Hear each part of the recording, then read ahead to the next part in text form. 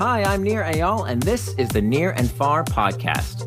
This podcast is about business, behavior, and the brain.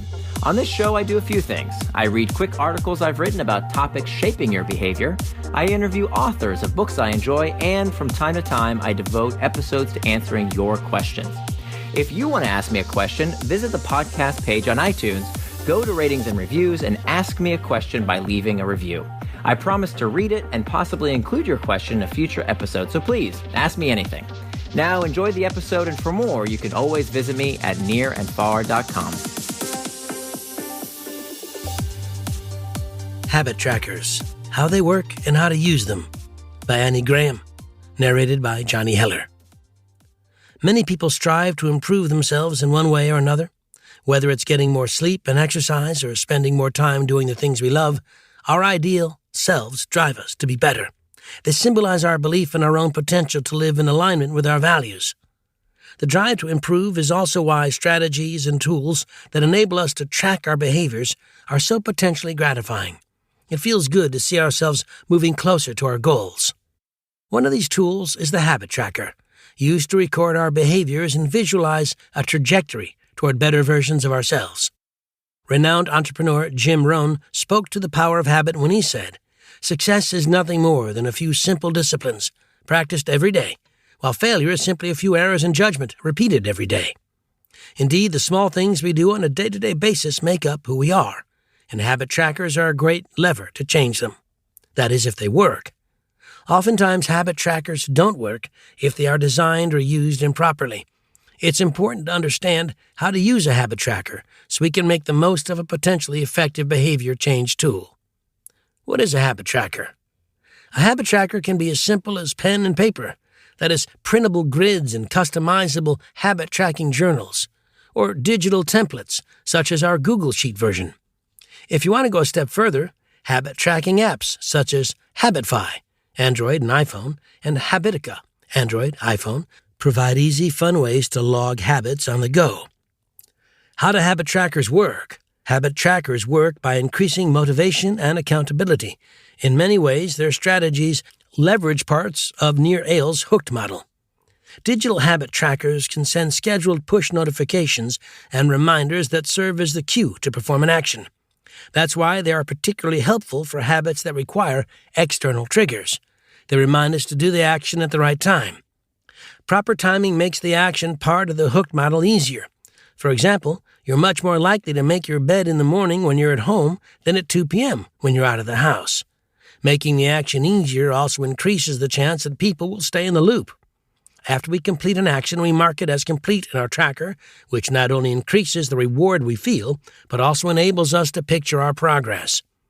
Habit trackers also capitalize on a powerful part of the hooked model, investment. Investment refers to the process of the service improving every time a person uses it. It keeps users engaged in a service because they have unlocked a better experience and have something to lose if they stop visiting. Habit tracking apps in particular take advantage of investment by using gamification. Users return to the app and continue their routine because they don't want to lose their streak, badge, or other investment. Habit trackers also help us focus on the behaviors we want to work on. By putting them down on paper or typing them into an app and having that list handy, we externalize our goals and increase accountability. Some tracking apps have social features that allow you to share your goals and progress with friends, which adds variable rewards, ups the ante, and theoretically keeps you motivated. Why habit trackers sometimes don't work. Many of the habits that people try to build using trackers are not habits at all. A habit doesn't require conscious thought or deliberate practice. It happens automatically when cued by a trigger, like turning the lights off when you leave a room. Yet people often track actions like meditation that require both conscious thought and deliberate practice. These actions should be labeled routines rather than habits. This distinction is helpful in explaining why habit trackers sometimes don't work. Often people pick something too ill-defined or hard to measure and expect to automate behaviors that simply aren't automatable.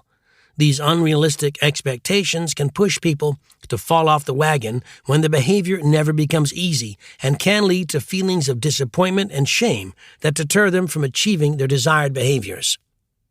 How to use a habit tracker. When you choose the habits you'd like to add to the tracker, be mindful of which behaviors can become automatic habits and which are more deliberate. You don't have to exclusively include the former, but it's a good distinction to note up front. To decide what to track, break down the domains of your life and brainstorm a list of behaviors you'd like to regularly incorporate into each domain. Health, drinking water, working out, taking medications, flossing. Self-care, meditating, reading, journaling, learning a new skill. Relationships, talking to family members, spending time with kids. Work, arriving on time, upskilling. For inspiration, you can find a list of 50-plus habit tracker ideas on our Google Doc. Next, input the behaviors into a habit tracker and schedule them in your day. This is critical when you are first adopting a new habit. Use time boxing to specify when you will do the action specified in your habit tracker. If the task isn't scheduled, odds are you won't remember to do it. Above all, avoid judging yourself too harshly as you track your habits. Progress isn't linear, and some behaviors are genuinely difficult to build. It's important to have a plan in place for what you will do when you fall off track.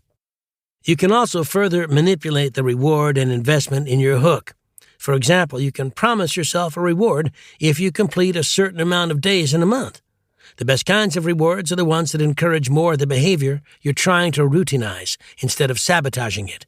So instead of rewarding yourself with a trip to an all-you-can-eat buffet, if you hit an exercise or weight loss goal, consider rewarding yourself with a new piece of fitness equipment or clothing. Best of all, focus on the joy of doing the task itself. Research on the over-justification effect has shown that extrinsic rewards can decrease our intrinsic motivation to do something. In other words, if we complete a task for a monetary reward, or even for the joy of checking a box on a habit tracker, for example, we feel a decreased motivation to do it for its inherent benefits, such as the satisfaction or joy it provides. The ultimate goal of a habit tracker is to no longer need to use it. If it's effective, you'll want to do the behavior on your own. Try it yourself. Now that you have a sense of what habit trackers are, how they work, and what to watch out for, you can experiment with them and get a sense of how they work for you. Everyone has different ideas of what the ideal self is, and we all respond differently to external rewards and motivations. The journey toward your ideal self is ongoing, so you might as well go forward with self-comparison and curiosity to enjoy it along the way. Annie Graham is a former software engineer and current doctoral student in clinical psychology. Thanks for listening to this episode of the Near and Far podcast. You can always find more at my blog, nearandfar.com. And don't forget, if you have a question you'd like me to explore in a future episode, leave me your question in the form of a review for the podcast on iTunes.